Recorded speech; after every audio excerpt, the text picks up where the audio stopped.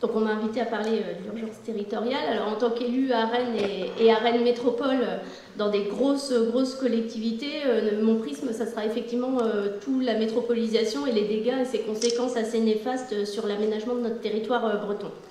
Alors d'abord, je voulais vous dire que cette question-là, nous, en tant qu'élus, on la porte dans nos instances depuis très longtemps, mais malheureusement, on n'est pas entendu et vous avez bien pu le voir, ces propos ne sont pas repris.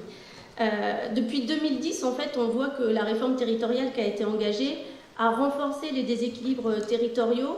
On avait un modèle breton qui était basé sur des campagnes peuplées, sur un réseau de villes, des grandes villes, des moyennes et des petites villes, et que c'est ce modèle-là, avec la réforme de Sarkozy en 2010, a été amplifié et a en fait encore polarisé encore plus le fonctionnement des collectivités envers les métropoles, puisque c'est à cette époque-là qu'ont été créées les métropoles.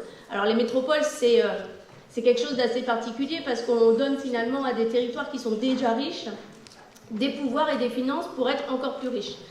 Alors cette réforme, finalement, on l'a portée même dans l'enceinte de Rennes Métropole, puisqu'à l'UDV, on a été le seul groupe, c'était Eliane Leclerc, ma collègue à l'époque, qui l'a voté, à voter contre la transformation de la communauté d'agglomération de Rennes en métropole, en expliquant que ça allait faire une rupture territoriale supplémentaire avec le reste du territoire breton. Alors, pourquoi c'est néfaste? D'abord parce qu'on fait de la concurrence entre les territoires. Et il y a un moment, si on veut faire société en Bretagne, il faut qu'on règle cette problématique. Il n'y a pas d'un côté les villes et de l'autre côté les campagnes. Parce qu'aussi, ça permet de concentrer, comme je vous le disais, des moyens financiers sur des territoires qui sont déjà riches et qui ne redistribuent pas.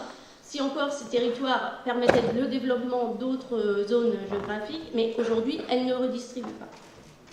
Et parce qu'il s'agit finalement d'une vision néolibérale qui dit qu'en fait, plus on va développer les grandes villes, plus elles vont être riches, plus ça va ruisseler vers les campagnes. Mais nous, ce n'est pas notre modèle. On veut que chaque territoire ait son propre développement. On n'aura peut-être pas la même quantité de personnes dans chaque territoire, mais pour autant, chacun a le droit à son modèle, son projet et sa manière de vivre. Donc, bien sûr, ce schéma, on l'a dénoncé, mais c'était pure folie que de croire qu'en fait, on allait être dans une sorte de croissance infinie qui allait aider tous les territoires. Le modèle de développement qu'on a connu entre les années 50 et les années 2000, c'est fini, mais les deux orateurs précédents l'ont bien dit, la question aujourd'hui de démocratie et d'écologie, elle se pose partout. Et donc, bien sûr, c'est néfaste pour la population et pour l'environnement. Et c'était pure folie aussi que de croire qu'on n'allait pas accroître avec ce modèle les inégalités sociales. Et ça, je pense que c'est très important de le porter aujourd'hui. On est face à un modèle qui concentre les activités, l'emploi, le logement dans des territoires urbains. Et aujourd'hui, on est clairement avec une rupture. On a une zone entre Rennes, Saint-Malo et puis qui descend jusqu'à Nantes, qui concentre une grosse partie de l'économie. Enfin, moi, j'en suis l'exemple. Moi, je viens du centre-Bretagne. J'ai fait mes études à Rennes. Et puis finalement, j'y ai trouvé un emploi et j'y suis restée. Et finalement, c'est un modèle qui nous contraint aujourd'hui beaucoup. L'attractivité des emplois dans certaines zones fait qu'on n'a plus vraiment le choix de se dire avons-nous le choix de vivre dans une zone en Bretagne? C'est la même chose pour la côte. Enfin, on sait aujourd'hui qu'avec l'économie côtière, avec le nombre de résidences secondaires, les gens qui veulent y vivre, finalement, ne peuvent plus parce qu'ils ne peuvent plus se permettre d'acheter ou ne serait-ce que de louer parce qu'on a Airbnb et autres, enfin voilà, plein d'autres modèles qui font que les gens ne sont plus libres du lieu de vie, du lieu de travail. On a les liens entre domicile et travail qui s'étendent, donc nous, les Embrenais, bien sûr, parce que je suis élue à Rennes, mais bien sûr, on a des concentrations de plus en plus importantes sur la rocade. On a des transports qui ne sont pas à la hauteur des enjeux. Et puis, on a finalement ces gens qui s'éloignent de plus en plus de leur lieu de travail parce que financièrement, ils ne s'y retrouvent pas. Donc, on est vraiment face à un basculement important que n'était pas la Bretagne il y a quelques décennies et qui empire aujourd'hui. Et je pense que dans le modèle de cohérence régionale qu'on souhaite et qu'on appelle tous de nos voeux, il faut qu'on trouve les moyens de réorienter cette question-là.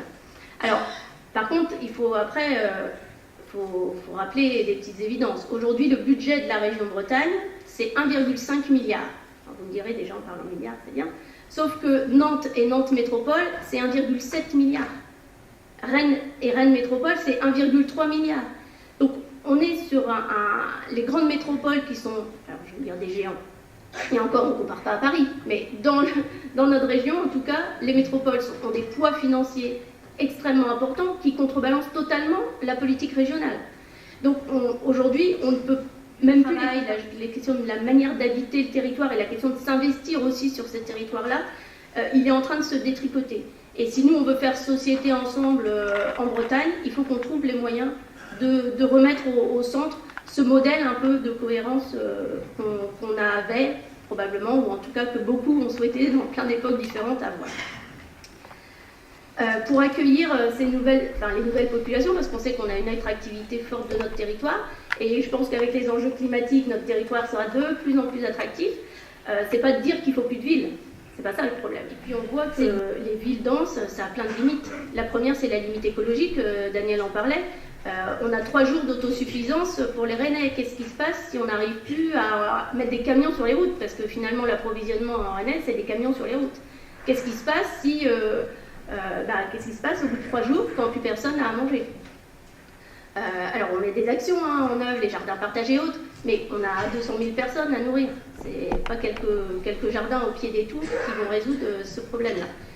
Toutes les questions d'approvisionnement sont très importantes. Je pense que la question du transport en Bretagne, voir comment on approvisionne les villes est très importante. Il y a aussi une limite sociale, parce que plus la ville se concentre, plus on a des inégalités.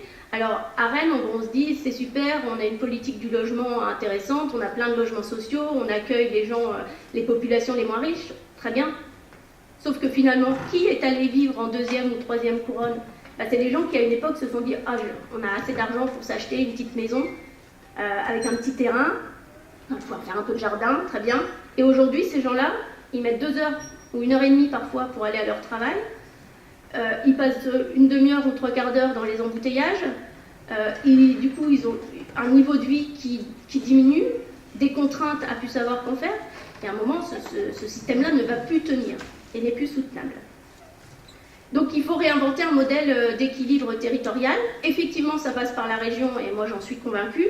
Mais par contre, Olivier en a parlé, une région au pouvoir faible, avec un budget de 1,5 milliard, n'arrivera pas seule à faire cette politique aujourd'hui.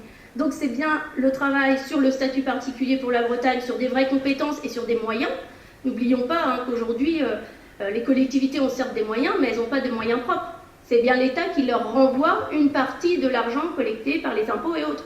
Alors certes, elle peut fixer encore quelques taux d'imposition, mais c'est bien d'abord prélevé par l'État qui se prend ses frais de structure et qui ensuite renvoie. Le jour où l'État décide de ne plus renvoyer, les collectivités n'ont plus rien. Donc je pense que ça, c'est important aussi de le porter. Il faut trouver un autre moyen et un autre modèle. Et puis, pour finir, parce qu'on n'est pas encore total... Enfin, voilà, on sent que la question de la région est importante, mais n'oublions pas nos intercommunalités. Aujourd'hui, au-delà lors des élections municipales, on va aussi désigner des représentants pour les intercommunalités. Et pour moi, il faut que aussi les intercommunalités, alors peut-être qu'il faut les revoir, les périmètres, c'est des vastes débats, mais il faut qu'il y ait des projets aussi de territoire. Il faut qu'il y ait des projets et que les territoires se parlent entre eux. C'est pas chacun fait son petit projet et puis voilà. Et les plans régionaux ne suffiront pas. C'est pas un plan effectivement qui va faire cette cohérence territoriale. Donc, pour moi, en tout cas, je pense qu'il faut parler de la question des intercommunalités. L'élection des conseillers métropolitains ou conseillers communautaires au suffrage universel, parce que tant qu'on n'aura pas des gens élus à cet échelon-là, ils n'auront pas de projet commun. Aujourd'hui, à Rennes Métropole, c'est quoi? C'est l'agrégation de la demande du maire de Rennes, plus de la demande du maire de Passé, plus de la demande. Alors, il y en a un qui veut son équipement sportif, l'autre qui veut son équipement, sa piscine. Et voilà, et qu'est-ce qu'on fait? On fait un projet en agglomérant le petit projet de chaque commune. C'est pas ça un projet de territoire. Donc je pense que l'urgence est là. Il faut qu'on travaille sur la solidarité régionale, la cohérence territoriale régionale, mais aussi s'investir fortement dans les exécutifs locaux, parce que c'est aussi par là, parce que c'est par là que ça commence. Voilà.